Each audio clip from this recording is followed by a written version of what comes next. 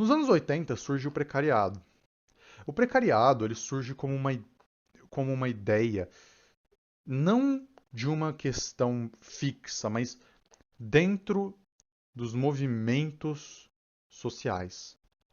Nota-se que a queda do poder dos movimentos sindicalistas, nota-se a queda do poder dos movimentos clássicos, dessas formas clássicas de trabalho.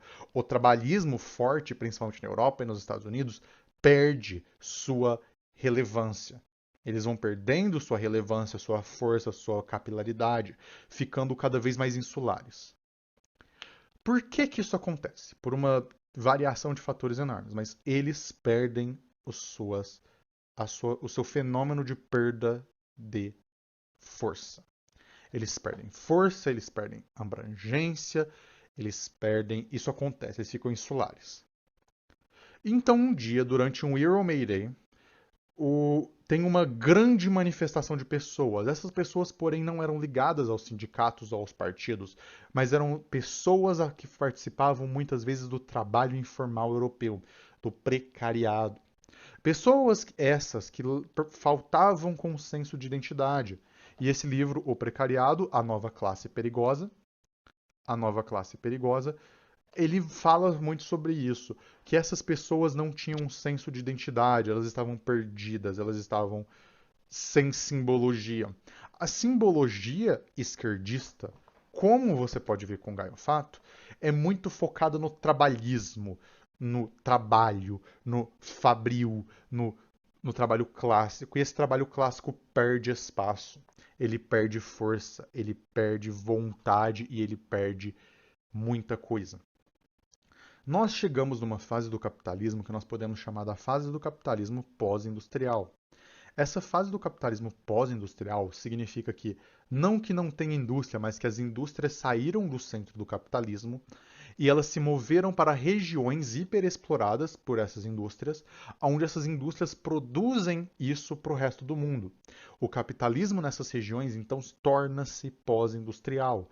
Ele se constrói a partir do recebimento de bens industrializados do terceiro mundo, não do núcleo imperial.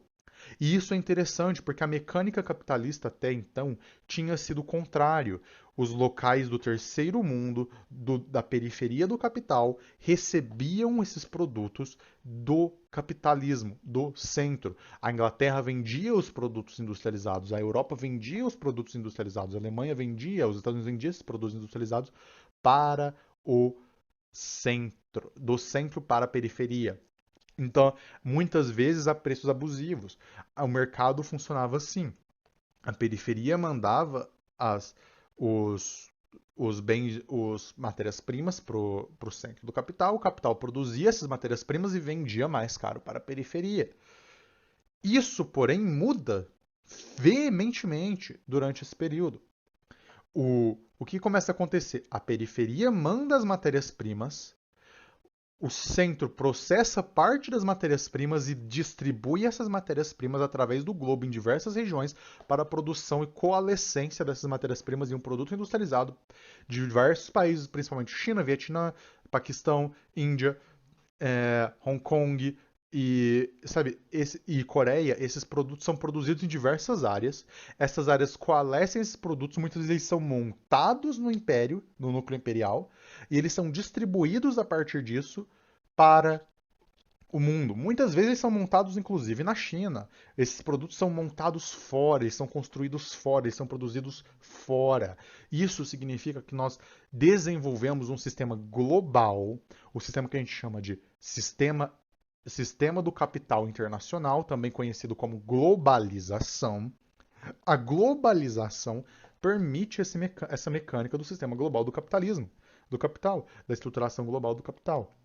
Essa globalização, mecanicamente falando, se manifesta e então nós começamos a ter uma desindustrialização do centro do capitalismo, dos Estados Unidos e Europa principalmente, e uma industrialização dessas regiões específicas, não é de toda a periferia.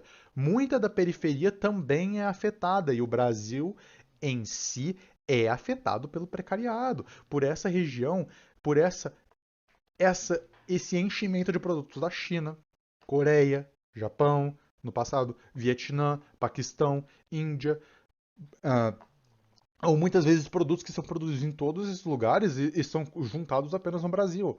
Esses produtos são colocados no Brasil. O Brasil nunca se industrializou.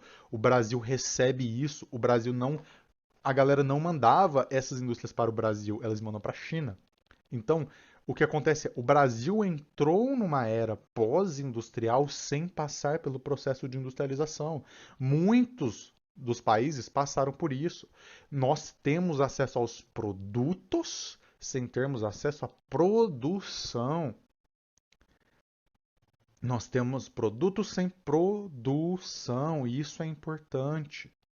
Porque essa mecânica desenvolve o precariado. O neoliberalismo, que se desenvolve como uma maneira do capital manifestar-se e controlar e se manter no mundo pós-industrial, o neoliberalismo começa a expandir o precariado. E o precariado é expansivo, ele é expandido, ele é construído assim. E o precariado, ele se forma a partir desta mecânica. O precariado vai se formar a partir disso. E este precariado são esses trabalhadores precários que o Gaio Fato fica falando que são pequenos burgueses, são que igual o Monark, são os trabalhadores de aplicativo, esses trabalhadores que se você considera uma máquina meio de produção, então você está considerando muita coisa meio de produção. Sua mão é meio de produção. A máquina é só uma facilitadora da produção, ela não é o meio. O meio é a relação de trabalho em relação à máquina. Então nós temos que entender que o gaiofato necessariamente não sabe do que ele está falando. Ele necessariamente está preso em uma bolha trabalhista dos anos 1890, que não era mais válida em 1950. Isso que ele está falando não era mais válido nos anos 50, quanto mais hoje. Hoje em dia, mais de um terço da população, 40% da população brasileira, trabalha como um precariado. Eles trabalham através de serviços, mecânicas e de prestação destes serviços pequenos de conforto da classe burguesa, conforto da classe média.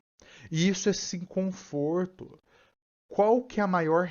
Gente, aplicativos de entrega são maravilhosos para pessoas com deficiência.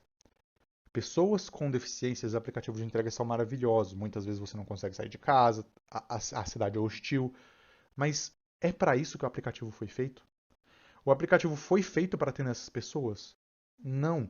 Nós precisamos de atender essas pessoas. Nós precisamos de entregas para essas pessoas, mas não é isso que nós estamos falando. Esses aplicativos não foram feitos para isso. Esses aplicativos foram feitos para o conforto da classe média. Eu entendo. Eu também peço um iFood, sabe? Eu entendo.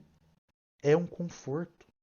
Mas é para isso que ele foi feito. Eu não estou usando isso num sentido moralista, é só pro conforto. Não, o conforto é interessante. O conforto é uma coisa que atrai. O conforto é uma coisa que mecanicamente se forma. O conforto acontece. As pessoas gostam do conforto. Isso é verdade. As pessoas gostam do conforto. Eu não estou moralizando isso, só que esses aplicativos foram feitos para o conforto da classe média. Ah, e aqui nós temos que ver que esses aplicativos, essas relações, criaram novas relações de trabalho. O Uber, os aplicativos tipo iFood, existe até um termo chamado uberização. Olha só, uberização do trabalho. Sabe? Uberização.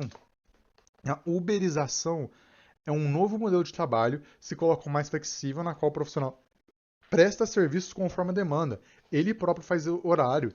Trabalhar até 12 horas por dia sem nenhuma regalia. Não. Ele não é só um novo modelo, é um modelo de precarização, do precariado.